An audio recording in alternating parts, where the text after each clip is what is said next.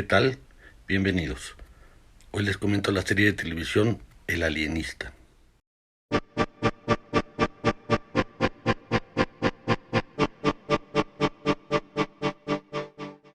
En 2018 se estrenó la primera temporada de El Alienista y 2 años después la segunda, con el título compuesto El Alienista, el ángel de la oscuridad. En Estados Unidos pasó por TNT y en casi todo el resto del mundo se encuentra en Netflix. La calificación que los usuarios del sitio IMDb le han dado de manera global es de 7.7 sobre 10, que no es para nada una mala calificación. Sin embargo, si vemos las calificaciones de cada uno de los episodios y sacamos el promedio, el puntaje aumenta a 8 para la primera temporada y a 8.1 para la segunda.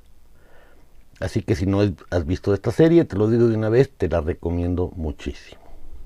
Si ya la viste, lo que te recomiendo es que ahora leas las 2 novelas en las que está basada, pero de las novelas hablaré en un próximo video. Si no has visto la serie, te preguntarás sobre todo por el título, de qué se trata una cosa llamada El Alienista. Ahora te lo digo sin spoilers. Los alienistas en el siglo XIX eran los médicos que trataban a los alienados, es decir, a los enfermos mentales. Los alienistas eran una versión anterior de los psicoanalistas y de los psiquiatras actuales.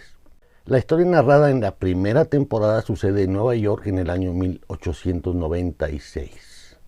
La policía encuentra cadáveres de niños prostitutos asesinados de manera salvaje y por supuesto no tienen ni idea de cómo investigar el caso, ni siquiera un verdadero interés en hacerlo.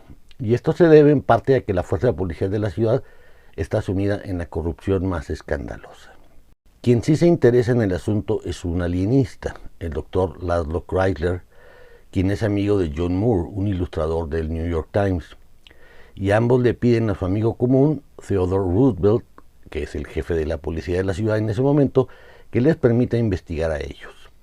El jefe de la policía acepta, pero con la condición de que lo hagan en secreto, pues si los agentes de policía o la gente de poder de la ciudad se llegan a enterar, se va a crear un escándalo.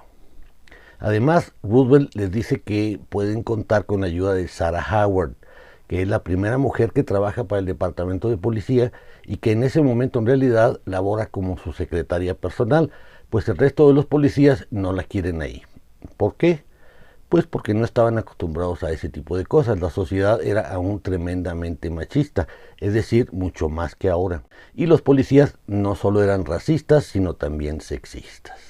Roosevelt también les permite que trabajen en coordinación con 2 empleados de la policía, los hermanos Marcus y Lucius Isaacson, quienes también son objeto de rechazo de sus compañeros policías por 2 motivos.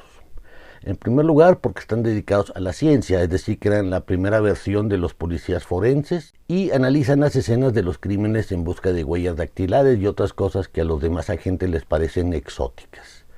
La segunda razón por la que los otros policías no quieren a los hermanos Isaacson es porque son judíos. Con esto queda formado el grupo de investigación policíaca más moderno de Nueva York, aunque nadie debe enterarse.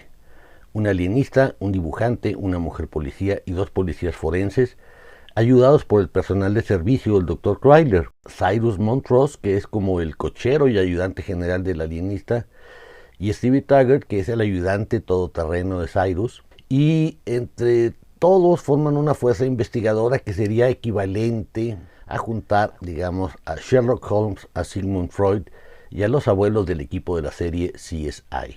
Esto ya en sí mismo me parece espectacular. Lo que intentan es hacer algo que nunca se había hecho: crear el perfil psicológico del asesino para entenderlo y poder anticipar sus crímenes.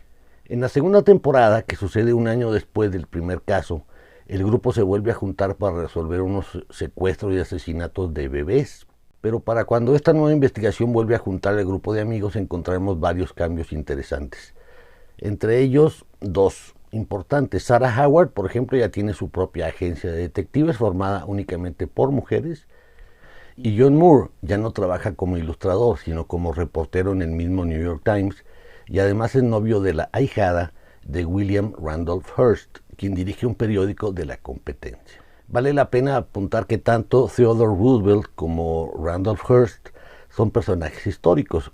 El primero efectivamente fue jefe de policía en Nueva York en esa época y para 1901 fue presidente de los Estados Unidos. El segundo fue el famoso empresario de la prensa norteamericana y también personaje retratado, aunque con el nombre de Charles Foster Kane, en la película El Ciudadano Kane de Orson Welles, y también, pero ahora sí con su nombre real, en la reciente Mank de David Fincher. Las adaptaciones son bastante buenas. Cada una de las dos temporadas está basada en una de las dos novelas de la serie El Alienista de Caleb Carr.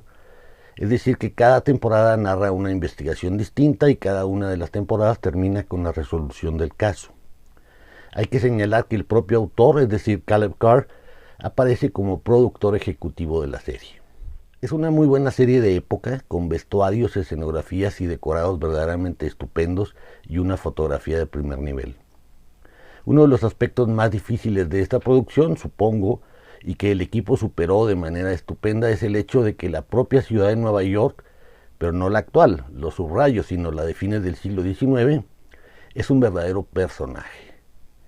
Y nos dejan ver bastante más de la ciudad en la segunda temporada. Sin discusión alguna, se trata de una serie bellísima. La mayor parte de las nominaciones y premios recibidos por esta serie fueron precisamente para fotografía, vestuario, escenografía, efectos especiales, efectos visuales y edición de sonido, y también para Daniel Brühl, quien interpreta al alienista, y para Dakota Fanning, quien encarna a Sarah, y la serie en su conjunto fue reconocida como mejor thriller y como mejor serie breve. Además de las interpretaciones de estos actores, a mí me gustan mucho las de David Wilmot, quien interpreta al capitán Connor, un policía particularmente ruin y detestable.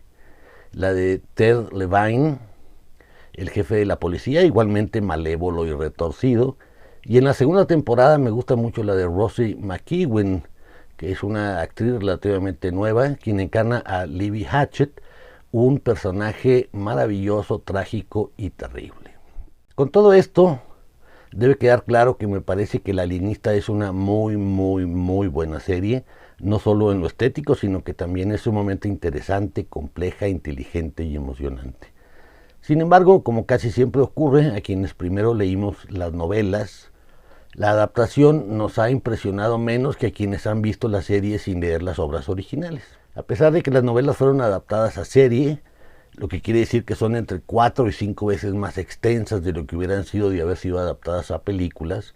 A pesar de esto, repito, les cortaron bastante, muchas escenas y subtramas de las novelas. ¿Por qué? Bueno, básicamente porque así funcionan las adaptaciones, porque la literatura, el cine y las series de televisión son medios diferentes.